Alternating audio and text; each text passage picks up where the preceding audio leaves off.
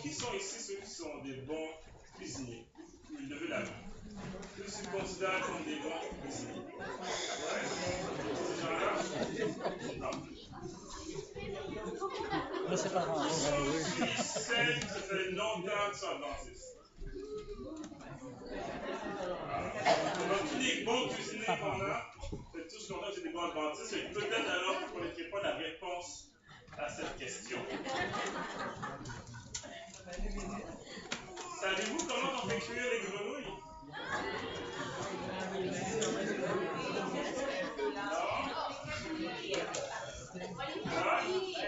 On les fait bouillir. Ça fait dans l'huile, ok, mais s'ils sont vivants.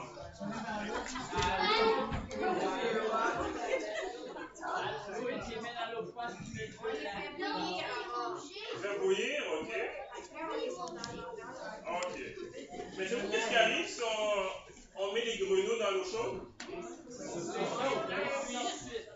Ils sautent, ils ne vont pas rester. Tu commences dans l'eau froide et tu la chauffes petit à petit, jusqu'à ce qu'elle soit finie. Exactement.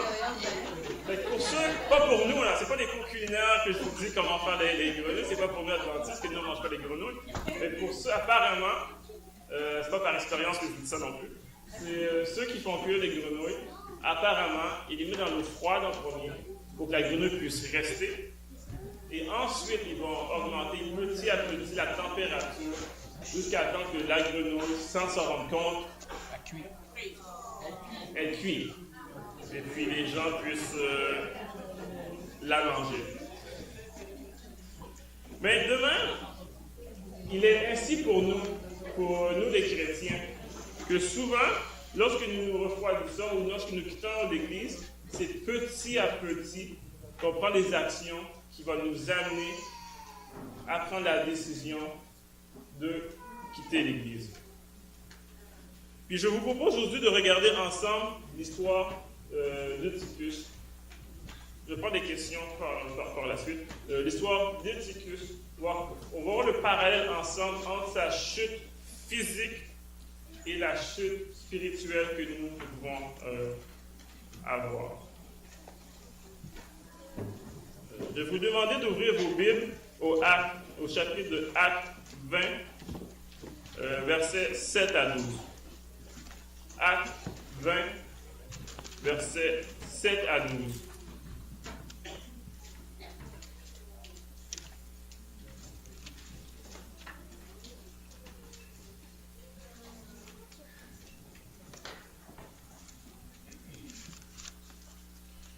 Je lis pour vous. Le premier jour de la semaine, nous étions réunis pour rompre le pain. Paul, qui devait partir le lendemain, s'entretenait avec les disciples et il prolongea son discours jusqu'à minuit. Il y avait beaucoup de lampes dans la chambre haute et où nous étions assemblés. Or, un jeune homme nommé Eutychus, qui était assis sur la fenêtre, s'endormit profondément pendant le long discours de Paul. Entraîné dans le sommeil, il tomba du 3e étage en bas et il fut relevé mort. Mais Paul, étant descendu, se pencha sur lui et le prit dans ses bras en disant « Ne vous troublez pas, car son âme est en lui. » Quand il fut remonté, il rompit le pain et mangea, et parlait longtemps encore jusqu'au jour, après quoi il partit. Le jeune homme fut ramené vivant et ce fut le sujet d'une grande consolation. Ouvrons la tête pour la prière. Seigneur Dieu, Père Céleste, Dieu de bonté, Dieu de gloire, Père, je demande d'être avec moi, de m'accompagner pendant ce sermon, Père. Père, je demande également d'être l'assemblée pour que tous ensemble puissions sortir grandis aujourd'hui, Père. On de nous bénir, on nous parle pour tous les péchés, maintenant nous avons commis. Nous demandons toutes ces choses-là par le mérite de Jésus-Christ, qui vit ainsi des siècles.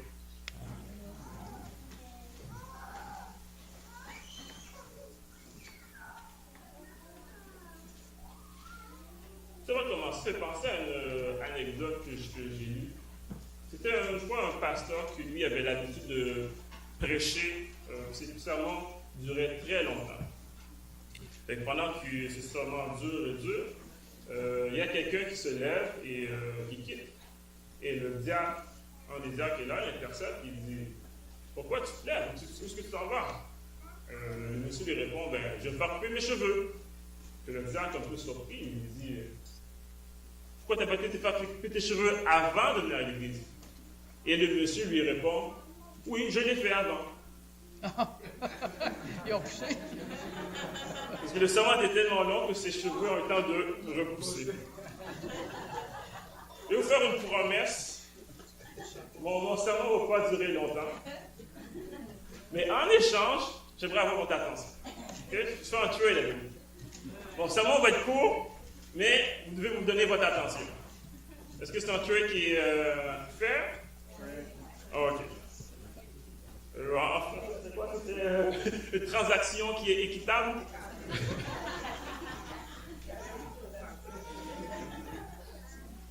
Pour la session initiale, c'est que Paul est en visite dans la ville de Troas. Puis c'est que Paul, qui est un missionnaire, qui est en visite un peu partout, ça n'arrive pas souvent que Paul s'arrête à un endroit. Et pour ces gens-là, c'est une occasion unique qu'ils ont de converser avec Paul, qui est pour cette époque-là un des plus grands évangélistes, qui est un des meilleurs pédagogues. Fait que pour eux, c'est l'occasion qu'ils ont. Aussi, on sait que Paul va repartir le lendemain. Fait que le temps qu'ils ont est très court. Et aussi, on sait que Paul est déjà recherché par les Juifs qui cherchent à le faire mourir. Fait que Paul, peu de temps après, il sera mis à mort. Fait que tout ce qu'il y a à leur dire, c'est maintenant ou jamais. Aussi au verset 7, les questions du premier jour de la semaine. La chose arrive le premier jour de la semaine. Puis il y a deux façons de lire ce passage-là. Il y a la façon qu'on pourrait dire que de couper le temps selon la manière judaïque, que une journée commence le soir et finit le soir. Donc, si l'action commence le premier jour de la semaine, l'action serait ce qu'on appelle aujourd'hui samedi soir. Que pour la religion judaïque, puisqu'on sera samedi aujourd'hui, en réalité, on est dimanche. Donc, vendredi soir, quand j'ai ouvert le sabbat, il était samedi. C'est pour ça que c'est d'ouvrir le sabbat. Mais il y a aussi la façon gréco-romaine d'établir le temps. C'est-à-dire que la journée commence à minuit et finit à minuit. C'est l'anneau dans le monde qu'on vit, c'est comme ça que ça fonctionne. Puis, étant donné qu'il est mention de minuit dans le texte, au verset 7, et que le texte original est écrit en grec, nous allons prendre la nomenclature, la façon de calculer le temps selon gréco-romain, c'est-à-dire que la journée commence à minuit et finit à minuit. Donc, l'action commence un dimanche soir. Mais, peu importe la façon que vous lisez, la façon que vous acceptez, ça ne change pas grand-chose à l'histoire.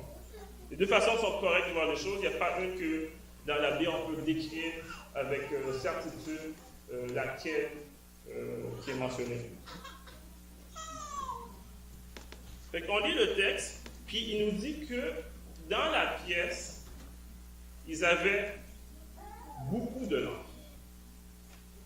Fait que la pièce était très éclairée. Puis c'est la nuit. Fait que pour éclairer, ils ne peuvent pas se servir de la lumière du soleil. Donc, ils ont allumé des lampes. Puis souvent dans la Bible, la lumière, ça représente quoi? Le Saint-Esprit. Aussi, c'est écrit la lumière est une lampe à mes pieds. Et souvent dans la Bible, la lumière, c'est la parole de Dieu. Et d'ailleurs, Paul est en train de parler, d'annoncer la parole de Dieu. Aussi, normalement, la lumière garde les gens réveillés. C'est plus facile de dormir dans le noir que dormir à la lumière. Aussi, un fait qu'il faut noter, c'est que ce n'est pas notre époque, c'est que les lumières n'étaient pas allumées avec l'électricité. Donc, c'était des lampes à l'huile. S'il y a beaucoup de lampes, donc il y a beaucoup de feu, donc ça peut aussi produire beaucoup de chaleur.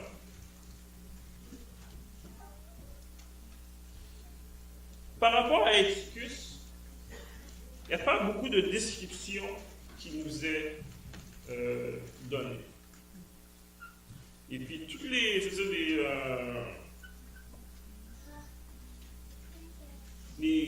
textes que j'ai lus par rapport à ce verset-là, ça varie.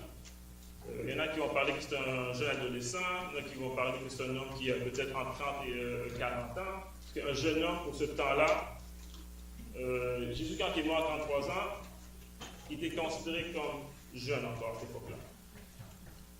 Mais en lisant l'esprit d'Ellen White, l'esprit prophétique, en Concurrent Pacifique, elle parle d'un jeune adolescent.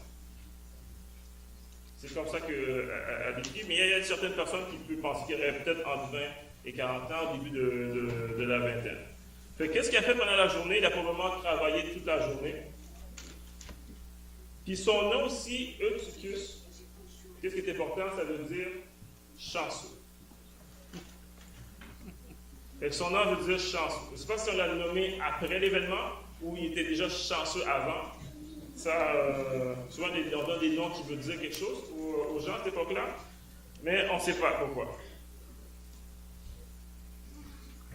Aussi, juste aussi, il faut dire que je ne vais pas faire le débat à savoir si Eutychus était une bonne personne ou pas, si Eutychus, pourquoi il s'est endormi, on ne sait pas. La seule chose que je vais faire, c'est le parallèle entre son sommeil physique et le sommeil spirituel que nous pourrions avoir. On va regarder ensemble la transition, comment il s'est amené à être réveillé, à être endormi, à tomber en bas.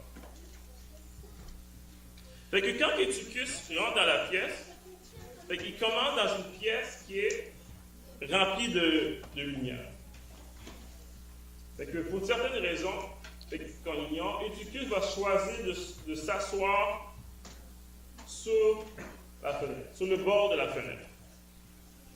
Eutychus, qui était dans l'intérieur, va choisir le côté le plus éloigné de la pièce. Il va en quelque sorte entre les deux.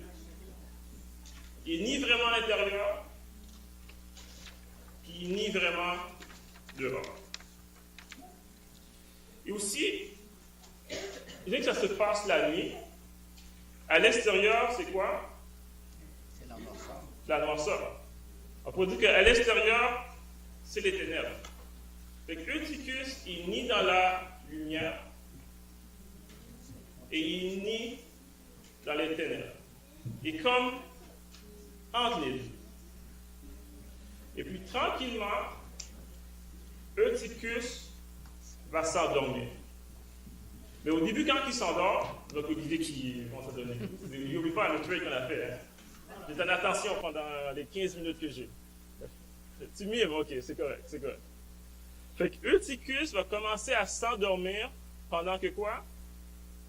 Pendant qu'il est encore dans la pièce. C'est-à-dire que pour nous, il se peut que spirituellement, nous soyons endormis, même si on est dans l'église. Et que même si on est dans l'église, dans notre tête, même si on est dans le premier banc, on n'est pas nécessairement physiquement assis sur la porte à moitié dans l'église, moitié dehors, mais dans notre cœur, même si on est dans l'église physiquement, mais nos pensées sont à moitié avec Dieu et l'autre moitié avec le monde. Sans se rendre compte, Eutychus va s'endormir. Parce que s'il serait rendu compte, on peut penser que toute personne intelligente ne va pas s'endormir sur une fenêtre.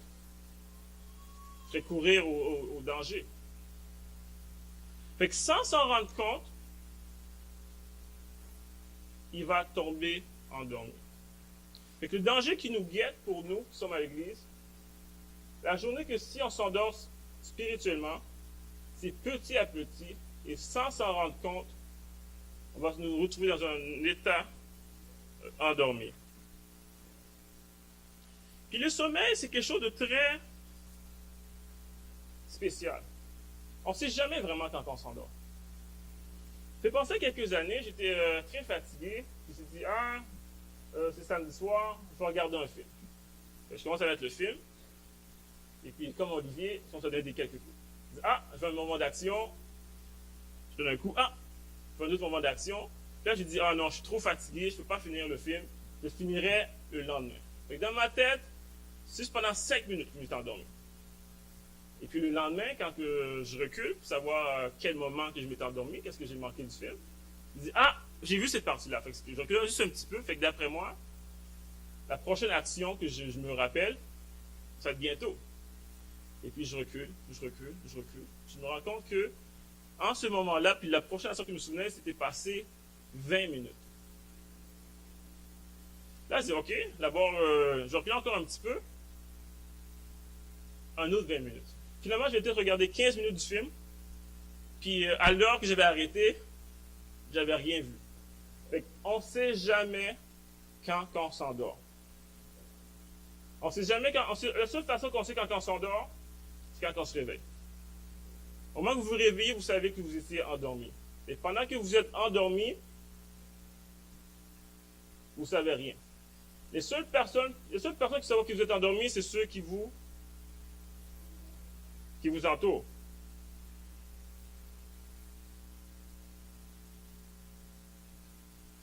Donc ici, je vais parler un petit peu de concept de la physique avec vous. Je ne vais pas aller trop poussé là, mais Eutychus était sur le bord de la fenêtre. Je vais prendre mon téléphone ou je vais prendre la bouteille d'eau. Je ne vais pas bouger mon téléphone. Et s'il est tombé, c'est à cause de quoi? Si il tombe, quelles sont les probabilités qui feraient qu'il tomberait à l'intérieur ou qu'il tomberait dehors?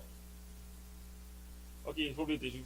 Mais qu'est-ce qui ferait, quelle serait la raison physique qui pousserait à faire qu'il tombe à l'extérieur et non qu'il tombe à l'intérieur? Le poids? Ok, mais je dis que plus de poids qui est dans un côté. Parce que si le poids est à l'intérieur, il va tomber à l'intérieur. Et si le point de gravité est à l'extérieur, ou le centre de gravité est à l'extérieur, il va tomber de la fenêtre. C'est-à-dire que, étant endormi, il a été amené dehors de la pièce. Et d'un qui était endormi, qui ne savait pas, sans défense, il a été amené en dehors de la pièce. Puis aussi, il n'y a personne qui l'a poussé en dehors. On peut dire qu'il s'est mis dehors lui-même. Par la décision qu'il a prise, par la décision qu'il a fait de s'asseoir sur le bord de la fenêtre, par le risque qu'il s'est exposé, il s'est mis lui-même dehors de la pièce. Puis la chute, elle a été fatale. Il était mort. Ici, ce point qui est important à souligner, c'est pourquoi tu lis l'histoire, tu te dis, est-ce qu'il était vraiment mort? Est-ce qu'il était juste perdu connaissance ou une façon de dire les choses? Mais on sait que le livre de Actes est écrit par Luc. C'était quoi le métier de Luc? Un médecin. Est-ce qu'on peut juger qu'un médecin est qualifié pour déclarer quelqu'un mort ou pas? On espère. Pour vous qui, si vous allez à l'hôpital, si on vous déclare mort, puis on espère. Du moins, on l'espère. On va prendre pour acquis que Luc était qualifié pour savoir si Eutychus était mort ou pas. Aussi, on peut voir que Luc sait la différence entre quelqu'un qui est mort ou quelqu'un qui n'est pas mort. Parce que dans les versets précédents de Actes, quand il fait la description de Paul qui se fait lapider, il va préciser que Paul a été laissé pour mort. Il va dire que Paul n'était pas mort. Parce que les gens pensaient que Paul était mort, mais il va dire que Paul était laissé pour mort. Luc est capable de voir la différence. Parce que Eutychus était réellement décédé.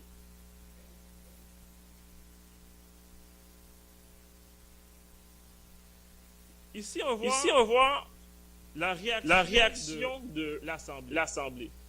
Tout d'abord, je vais dire que les gens de Troas, c'était des gens qui étaient inspirés par Paul. Quelqu'un qui voulait entendre la parole de ce que Paul avait à dire. Ce n'était pas une réunion, ce n'était pas un service religieux, ce n'était pas un culte prévu normal. C'était les gens étaient réunis pour rompre le pain. C'est un pote. Les gens étaient là et ils parlent avec Paul, ils posent des questions et Paul discute. C'est pour ça qu'ils ont posé beaucoup de questions, que Paul a parlé longtemps et longtemps. Et les gens étaient là et ils n'ont pas vu le temps passer. Et ils discutaient beaucoup avec lui. Mais lorsque la tragédie arrive, lorsqu'il se voit que le jeune homme est tombé, ils vont tous arrêter ce qu'ils faisaient et aller à la rescousse du jeune homme. Mais qu'est-ce qui est normal? Vous imaginez que tu serais à l'église ici, en train de parler devant vous, en train de prêcher, il y a quelqu'un qui a une crise cardiaque. La réaction normale serait quoi? D'arrêter et d'aller voir la personne. Eux, ils vont aussi, Paul aussi va arrêter et va descendre pour aller secourir Eutychus. Et pendant que les gens étaient un peu affolés, Paul, lui, il va avec l'assurance de Dieu. Il prend Eutychus dans ses bras, fait une prière, et la vie revient à ce jeune homme. Vers l'intervention de la foule, par l'intervention de Paul, par l'intervention de Dieu, il était possible de ramener Eutychus qui était mort, de le ramener à la vie. Puis ce fut un sujet d'une grande consolation pour ces gens-là. Ici, on va faire le parallèle entre l'histoire d'Eutychus et notre vie spirituelle. Il faut faire attention de ne pas quitter tranquillement ou petit à petit s'endormir spirituellement dans l'église. Et même si le fait que soyez à l'église, vous n'êtes pas à l'abri de ce qui peut vous arriver. Aussi, des fois, c'est nos décisions qui fait en sorte qu'on s'éloigne ou qu'on se rapproche de Dieu. Aussi en tant qu'Église, chaque personne, la situation d'Eutychus aurait peut-être pu être évitée. Il y aurait peut-être quelqu'un qui aurait pu voir que Eutychus était en train de dormir. Et quelqu'un qui aurait pu voir que Eutychus était fatigué et qu'être sur le bord de la fenêtre, c'était dangereux. Avant de passer au sommet, avant de passer à tomber, il y avait des signes. Ces signes-là pour nous, en tant que chrétiens, on peut voir les signes que si un de nos frères, une de nos sœurs, tranquillement s'en va dehors de l'église. Il ne faut pas ignorer ces signes-là. Et il faut prendre des actions afin d'essayer de ramener le frère ou la sœur.